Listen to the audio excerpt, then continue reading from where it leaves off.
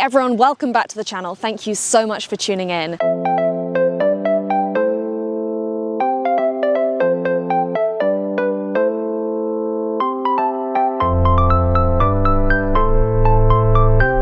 This week's guest on Trailblazers Talk is British ultra runner Tom Evans. Tom is a former army captain who burst onto the ultra running scene in 2017, where he signed up for the Marathon des Sables as a bet with his friends and then came third place, which is incredible. He then followed that the year later, showing it wasn't a fluke, by winning the CCC, which is a 101-kilometer race as part of UTMB week. I then had the pleasure of watching him come third behind Mathieu Blanchard and Kylian Jornet at UTMB in 2022, and the following year after that, which was last year, he came first place in Western States, and I'm so excited to speak to him today. I could go on about his achievements, but let's just get to the talking. How are you doing, Tom? Good. Yeah. Busy. Season has just about started, and as with everyone trying to plan everything, some minor speed bumps on the way. I am very happy. We're in the UK and it's not raining. So that is true, although it's not quite as sunny as it was down south, I can tell you that now. No, that is, well, yeah, welcome to the Midlands. In my intro, I said that you kind of came out of nowhere onto the ultra running world in 2017, but I don't think it's quite true that you weren't already a decent runner. What is your sports background, and when did you realise that you were a good endurance athlete? I've done sport forever, and looking back at it, I was never particularly good. I thought that I was very good at all sports. I wasn't.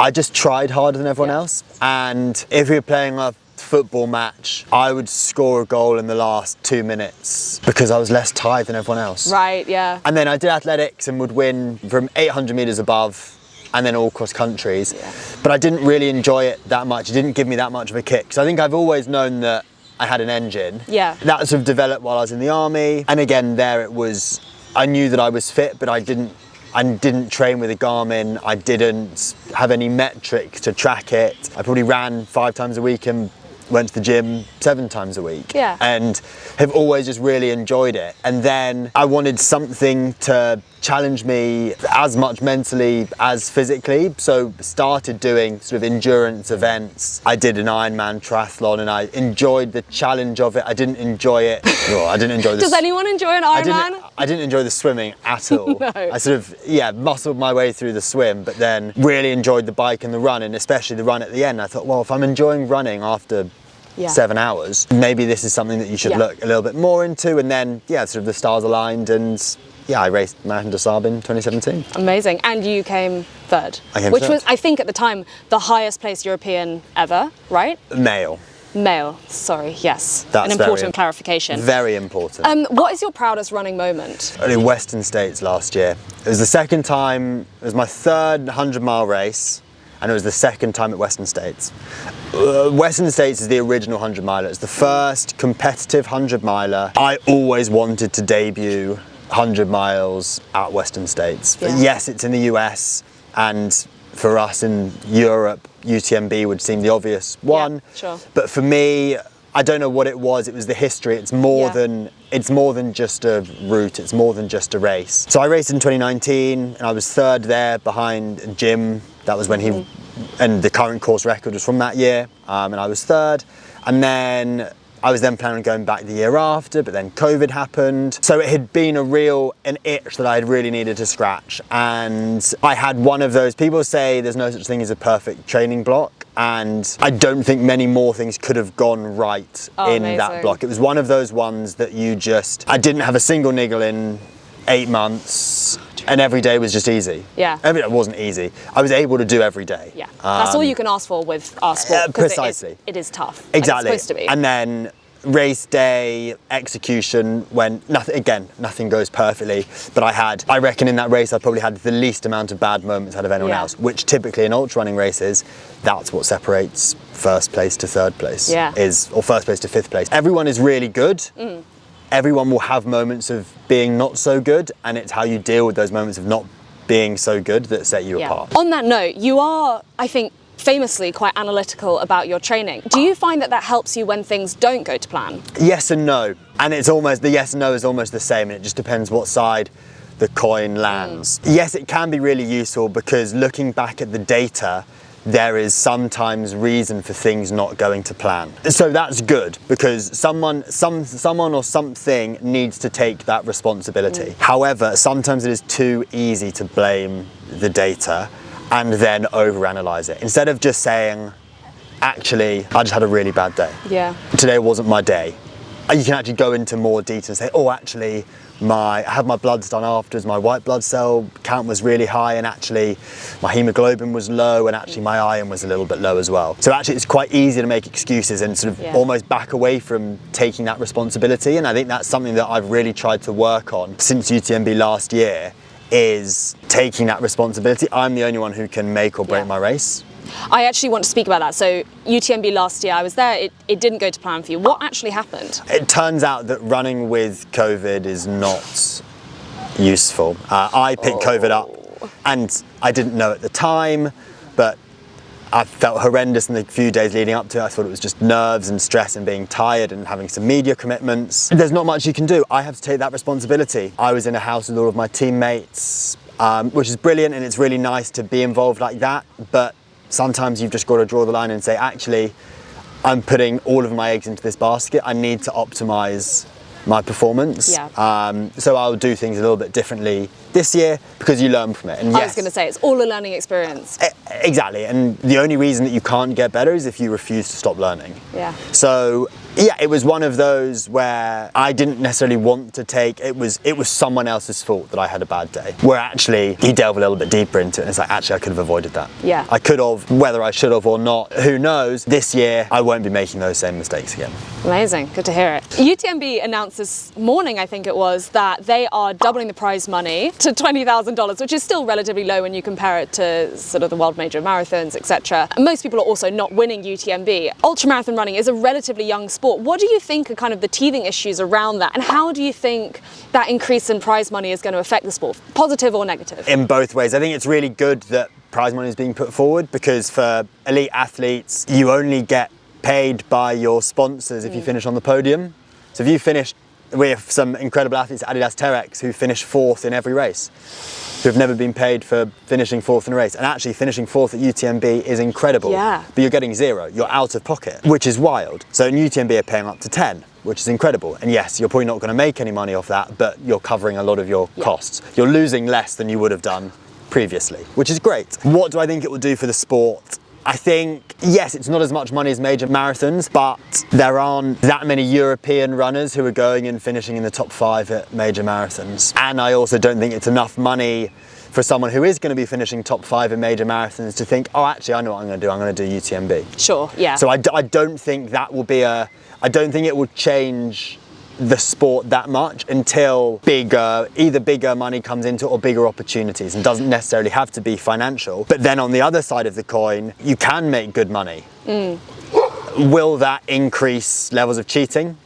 Will there become more of a doping problem now? Well, in tandem with their statement about the increasing in prize money, there's also a statement about increasing the doping testing at all of the UTMB races and in all other ultras as well. Correct, which I think is really important. However, the sport cannot grow until out of competition testing is done.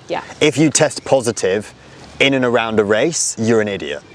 Yeah, sure. You're doing things wrong. The best athletes are the ones who are being, how many marathoners, maybe 5% are testing positive in competition, and they're all testing positive out of competition. Right, yeah. And we know that the levels of testing aren't that high, yet when they get to a competition, they're failing it. But this is expensive. So actually, putting money in as an incentive at UTMB is absolutely brilliant, and I think it's incredible. But in my opinion, I would much rather have less money, but have a anti-doping, a fairer sport.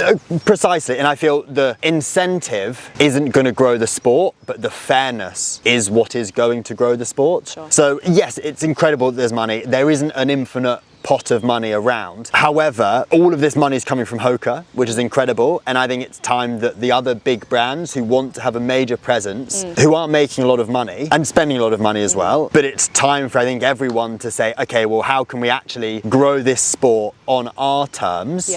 Because everyone gets mad at UTMB all the time, and Are they perfect? No, but I genuinely believe they are trying. They're also leading the way. Like, it is a very young sport. We haven't had precedent. I mean, yes, there are other races, but nothing really like ultra marathons. They are very different to a marathon. Yeah, precisely, and I think they are trying. Have they made mistakes? Yes. And am I trying to say that they've not made mistakes and they are brilliant? No, I'm not. Yeah. However, it's the most competitive race, so it's the race that you want, that as an elite athlete, you want to be at. We just need to make it fair, and I think that's by putting more money into the sport doesn't necessarily means that, and I think a lot of people will say, oh, well, the sport's more about community than it is about elite performance, and I do understand that. If you're growing up in the sport and you not idolize, but if you admire a certain runner, you want to know that they're clean. Yeah, and you want to know that they are following the rules because that's what you aspire to be like. Yeah. But they're not being tested. Yeah. We don't want the same issue as cycling, historically. Correct. Yeah, sure. Okay, great, thank you. What does a day or a week in the life look like for you in terms of training, but also balancing that with your other life? Balance is the key word. And I think that's something that I do really well, and something that I have, as I have got older, is something that I have got better and better at doing. So we're in Loughborough now, we're 70 minutes away from the Peak District. I reckon I'm in the peaks 2-3 times a week, and used to go sort of one midweek and one weekend, but as trail running has grown and being outside of the mountains has got more and more popular, I now avoid the weekends. Yeah, because I feel bad about complaining that it's so busy, and it's not that busy. It's not like being on Oxford Street in London, but it's sometimes it feels that way, I've got to say. But it's busier than maybe I would like it to be. So I go midweek now, a 70-minute drive, go up in the van, take a dog if I want. For me, having a 10-15 mile training route that's really easy to tick off, I think I would much rather have that than have the most incredible 4-hour run from the door, because the 4-hour runs are few and far between. Yeah, they happen a couple of times a week, but it's the everyday stuff. That's the stuff that gains you the consistency. Yeah. And being able to run 20 miles a day, 2 10-milers in a gym session that you don't really have to think about. It's the non-sexy behind the scenes stuff that makes life easy. And being at home in Loughborough, I've got amazing gym setup, physio, all the support that I could need within 10 minutes drive. Yeah. Which is incredible. And yes, I need a drive to get to the big mountains, or I need to go to a big training block before a UTMB or somewhere. But that means I get to spend time with my friends and my family, my wife at home, our chickens and dogs, and all sorts. Living the good life. Yeah, exactly. So yeah, I think for me, balance is, it's super important. So yeah, typical day, wake up, make a coffee in the morning, go straight into the gym with my coffee, do 20 to 30 minutes of mobility, depending on what area is feeling stiff. And I'm not very good at not following a program. So I've recently paid a small fortune to this app, but it's really, annoyingly, it's really good. So I do that, typically have breakfast then. So if my wife is swimming, she'll be back at about the same time, have breakfast together.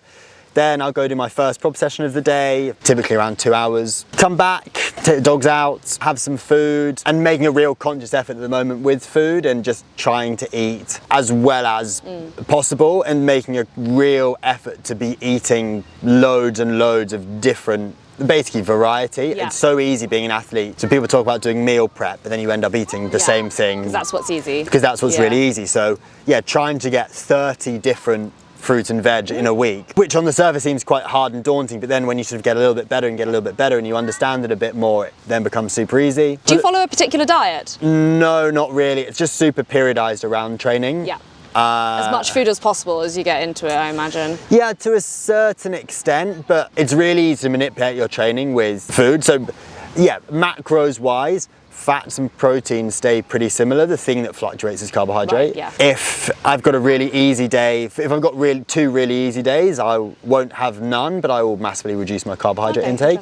But because you don't need it if you're not using it. But if I've got some sort of really intense days, then I'll use more carbohydrate. So I was going to ask, you mentioned Sophie Caldwell is your wife. Yeah. She is now Sophie Evans? Or yes, she is, but still races under Caldwell. Okay, yeah. She's a GB triathlete, right? So she is a very competitive athlete. Yeah. Do you find that having someone who really understands your training regime and the yearly cycle of racing and training is very beneficial, or do you just never see each other? We're pretty good at balancing things out, and we make a huge effort, and we are both prepared to make sacrifices to make it work for each other. And I think we probably end up seeing each other more than if you were married to someone who worked Monday to Friday, 9 till 5, not from home, because we probably have 3 meals with each other every day and we make the most of it. And when we are together, yeah, we don't take it for granted. We really do make the most of it. And yeah, I think that understanding is really important in and around races, that, oh, let's just go out and see some friends. And so, oh, well, I'm racing in 3 days time. It's not, oh, well, it'll be really nice. Oh, well, I'll just go. It's okay, well, let's sort of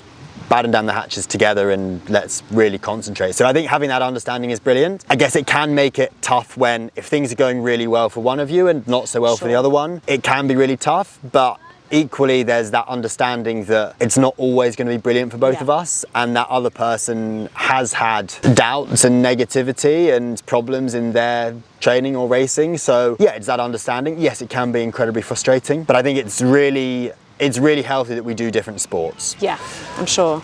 And you tried your Ironman and you were just like, no more swimming. Exactly, one and done. So yeah, for me, that's absolutely fine. I love that. What is your craziest race, or do you have any like crazy running stories? Not particularly crazy. I think it's by the nature of running itself. Like running should be a really simple, easy thing to do. Oh yeah, it should be, yeah.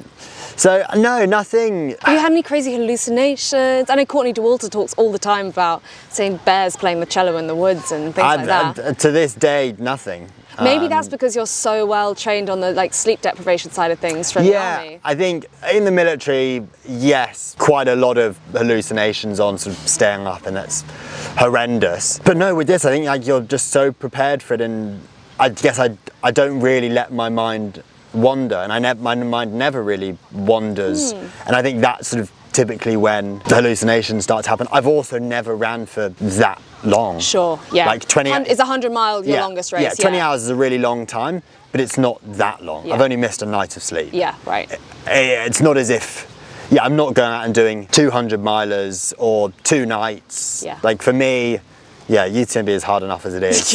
Let's just do it as quick as possible. Fair. Speaking of, what would be a dream race for you to do? I'd really like to get UTMB 100% right, and I think if that would be, that would sort of, for me, that's my next really big goal. I like the races with a bit more history. I love the idea of hard rock, and I would absolutely love to go out to hard rock, because it just adds in a bit more complexity, it adds in some different elements, and I think those races are pretty cool. Man versus horse, do you know that one? I do know that one. And that's got great history. Years and years ago, it used to be incredibly financially beneficial, because the prize pot just added up and added up and added up, but that stopped. Yeah, that's true. In recent years, which is a real. It's probably the biggest prize pot in. It probably was like trail running. It probably was at a point. But I think cool races like that, and I still race local races in the UK. I was about to say, really nice. Are you able to prioritise races that you do for fun, or is it kind of more regimented now that you are very much an elite athlete? No, I think all races serve a purpose, whether it's an opportunity to test something or it is just to have fun. And I love racing. I would still train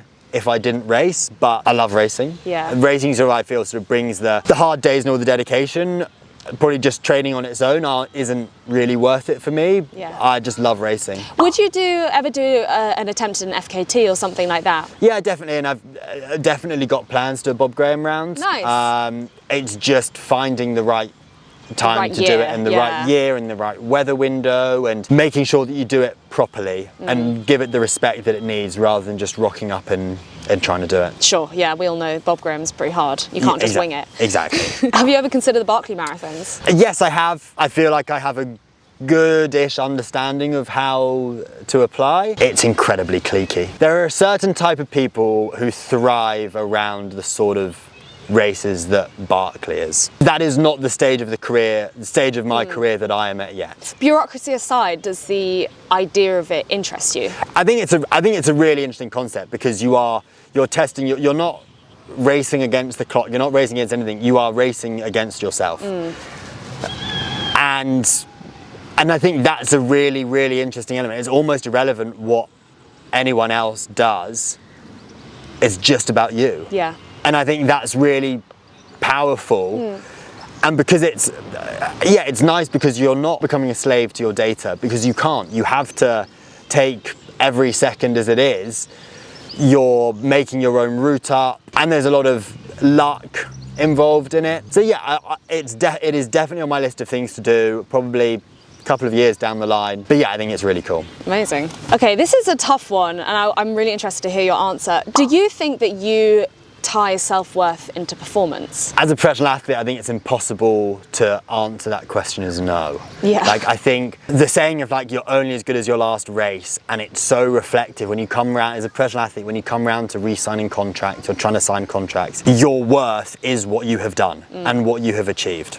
I think I'm getting far better at being able to separate that performance from races, and with everything else, with social media, the businesses that I run, the boards of companies that I advise with. That's all performance based. I do very little in my life that's not revolved around performance. Sure. Then again, I think one thing that's really important to note, and this is something that, I mean, I'm not an elite athlete, but I still feel that same pressure. I think it's important to realize that your value is not just in performance, but also in what you know, what you've done, what you understand, which doesn't change no matter whether your last race was a 35-minute 5K or winning UTMB. It is still all up there. Yes, to a certain extent. And I think what I think I am worth, my self-worth, is probably different to what some other people is, and sometimes it can be a very nice process, sometimes it can be a pretty horrendous process. Yeah. When you say, this is my self-worth, this is how much I think I'm worth. Yeah. This is what I can give to you, and actually someone says, no, you're not worth anything like that. Or sometimes you're surprised, and people do really see the value that you can add, not just in your race performances. Yeah, and sometimes you don't see that yourself, and then Correct. They come to you and they say, I think you can offer this, and you're like, what? Precisely. So I think it's, would I say that I'm great at it? No. Does it affect me probably on a daily basis? Yes. But once you've had those bad or good races, or training sessions, it's done, it's finished. And there's a great saying of, don't let the wins go to your head or the losses go to your heart. And that's something that I've really tried to hone in on. And yes, celebrate the victories, because as my dad would say, which sounds incredibly negative every time he says it, says, make sure you celebrate it because it might not happen again. But it's so true. Yeah. It's because you've got no idea. I might never win a big race again. And if that's, again, I didn't celebrate at all after Western States last year, because my big goal was Western States. As soon as I had finished that, it was okay, well now I want to do UTMB. Yeah. And it was as soon as you achieve what you wanted to achieve, your parameters shift and you think, I need to do this now. I think that's the scourge of being an elite athlete. Unfortunately, it is that mindset of, okay, what next? Yeah, exactly. And it is something that I think probably everyone needs to work on to an extent, but that mindset is what makes people like you great. For sure. Like 100%. That is an issue, but it's the flip side of the same coin of high performance. Yeah, exactly. What advice would you give to someone just starting out with ultra running or wanting to go professional with it? I think take things slow.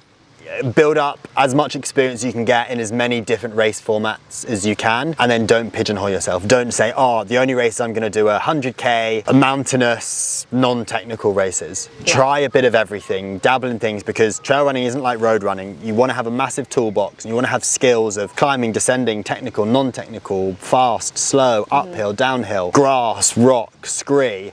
The more experience you can get, the better, and that's only going to make you a better athlete. I love that. That's brilliant advice. For the record, what would you say that is your sweet spot of racing? Distance, terrain, etc. Off previous results, Western States, I am trying to build that toolbox and make sure and try and give myself everything that I need to be able to perform at the highest level in all sorts of races. Amazing. Good answer. Thank you.